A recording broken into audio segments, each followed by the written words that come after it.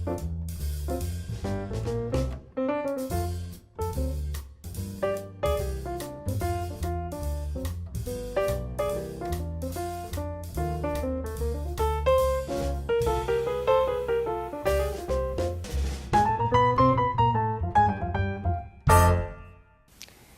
everyone, it's Rhonda Weisberg with Channel 63, and let me introduce you and welcome you to the second in our trilogy, Arts and Entertainment. And I have with me once again Edie Broida of BallenIsles Book Club fame. And Edie, you always do such a special job. We're expecting exactly the same performance from you. And what have you brought to us today? Well, Rhonda, first of all, thank you again for inviting me to do this because, as you know, this is my passion. And the last time that we were together, we did the book The Invention of Wings by Sue Monk Kidd, which took us back to the 1780s, 90s, and going into the abolition time. And today, we're going up to the Civil War. And the name of our book is My Name is Mary Sutter. And Mary Sutter is not a real person. She is fictional. However, you all know Clara Barton, you all know Florence Nightingale, and I hope you would know Elizabeth Blackwell, because Elizabeth Blackwell was the first woman doctor in the United States. And just as Sarah Grimke could not be a lawyer in her day, it was almost impossible for Elizabeth Blackwell to become a doctor in her day. And the author has created Robin Olivier, a fictional person who wanted to be a doctor during the Civil War. And at this time, basically, it was just midwives that were permitted to treat women. And the men basically were called surgeons, and their job basically was just cutting off limbs, as we will see. So I think it's very important to know that at this time it was almost impossible for a woman to be a doctor. I'm sure you know, and I know, friends who have daughters who are doctors. We have commonly have women doctors today, but it wasn't so easy at that time. The book begins with childbirth. Our heroine, Mary Sutter, who is fictional, is begging to be admitted to a medical college. She is hoping that another doctor, James Blevins, will help her, and for him this is also unthinkable. Life in Albany at this time is chaotic. They have just fired on Fort Sumner, and the men are ready to go off to war. Mary does have a bit of a love interest. Her next-door neighbor is Thomas, and she likes him very much. Mary also has a twin sister. Thomas likes Jenny very much. So there is a little love interest here. In fact, throughout the book, that makes it even more compelling. So we are in Albany in 1860. The men are ready to go off to war. Thomas goes off to war. Her brother Christian goes off to war. And so does James Blevins, the doctor that she had hoped will help her. So the three men go off to war, and Mary is determined to help with the wounded.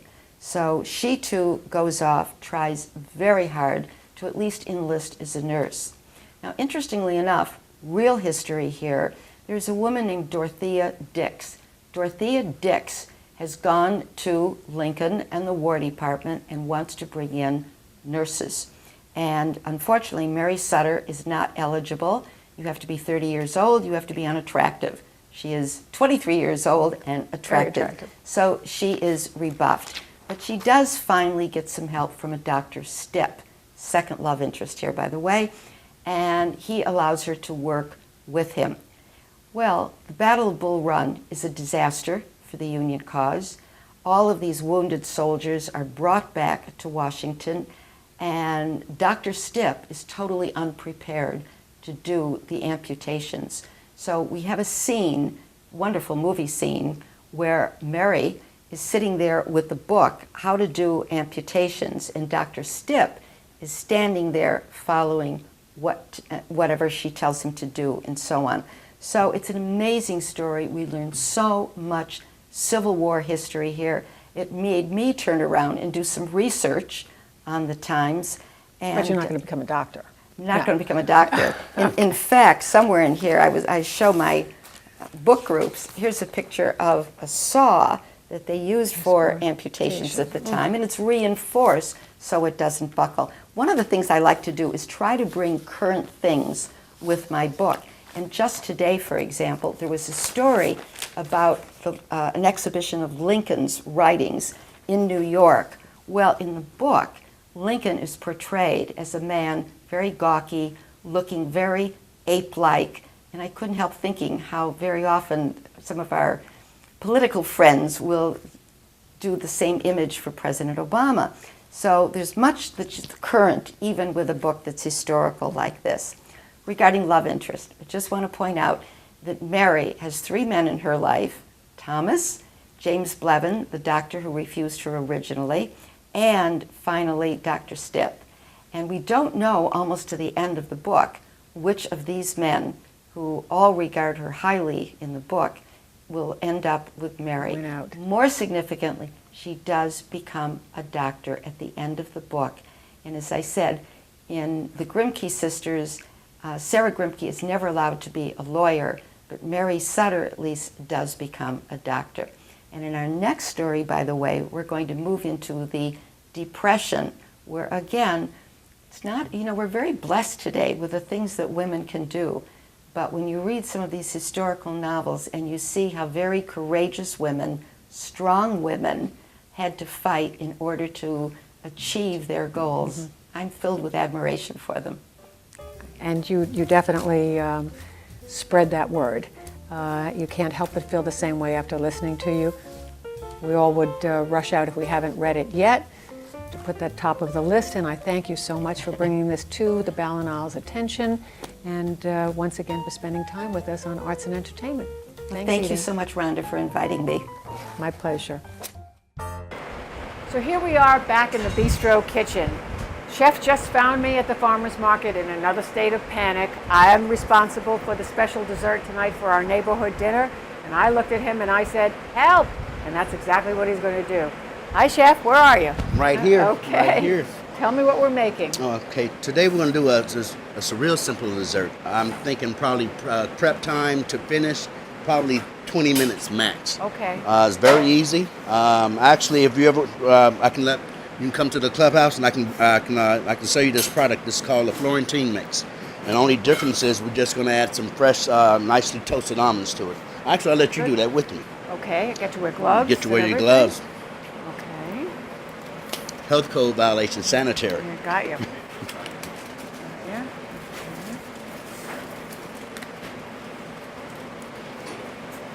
Like, and this dessert is also it's fun to do it with your kids or grandkids. I made this a few years ago with one of my daughters, and now I can't even keep her out of the kitchen now.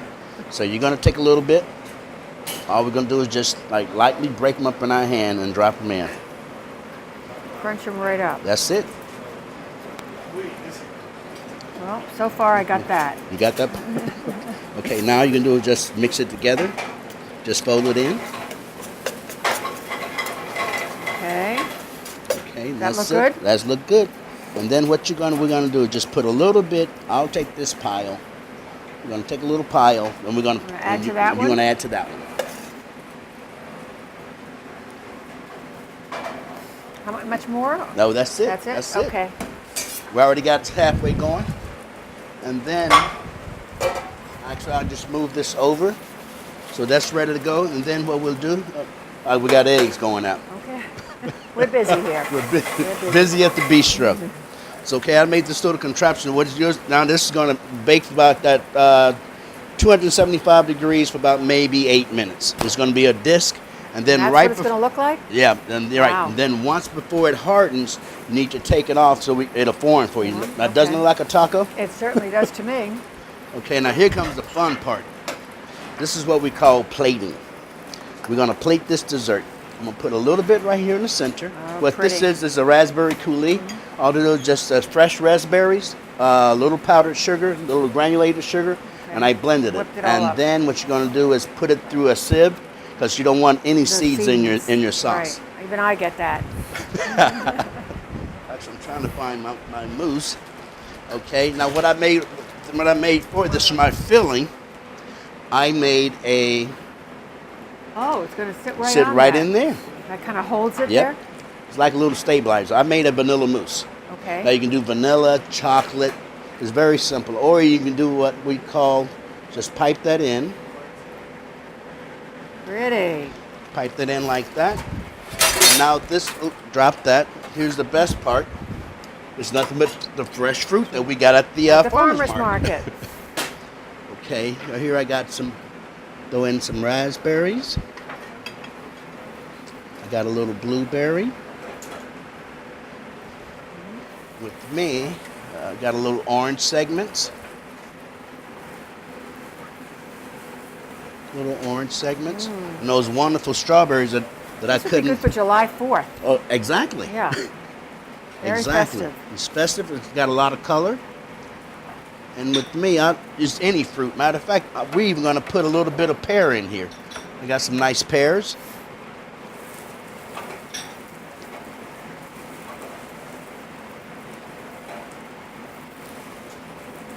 A little bit more blueberry.